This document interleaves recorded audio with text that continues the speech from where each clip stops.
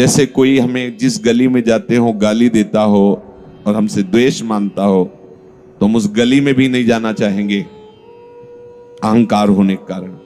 ऐसे भक्त जिस गली में आदर होता हो, माला पहनाया जाता हो, उसकी कीर्ति सम्मान हो, उस गली में नहीं जाना चाहिए। और जिस गली में अपमान होता हो, गाली मिलती हो, हफ्ते में 1-2 बार तो उसमें जाना ही चाहिए, जिससे पता चलेगा कि हमारे हृदय की स्थिति क्या है। यह है उलट आप में समा, ये उल्टा मार्ग है। जब आपके हृदय में निंदा करने वाले का और प्रशंसा करने वाले का दोनों के प्रति कोई भगवत भाव की सिवा अन्य भाव ना हो तो समझ लेना अब कृपा फलीभूत हो गई है, अब हृदय की स्थिति बन गई। श्री स्वामी ओंकारानंद सरस्वती जी नजफगढ़ के, जब उनके पास गए, पहले से ही जन्म से ही उनकी कृपा रही, पूर्व ग्रह में जाते रहते थे। तो जब संत वेश में गए, नई अवस्था, बहुत हंसे।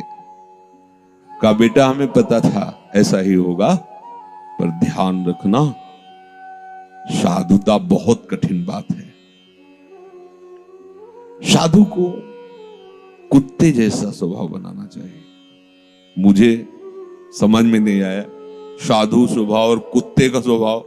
तो महाराज जी मेरी समझ में नहीं आया। बहुत ब्रह्म प्राप्त महापुरुष तेजों में एकांत खंडहर गंगा किनारे रहते थे, कोई सुविधा नहीं किसी भी तरह। कोई एक अल्मोनियम का कटोरा जैसे भिक्षुक लोग रखते हैं ऐसे ही बस रखा रहता, उसी में जो भिक्षा आयु पा लिया।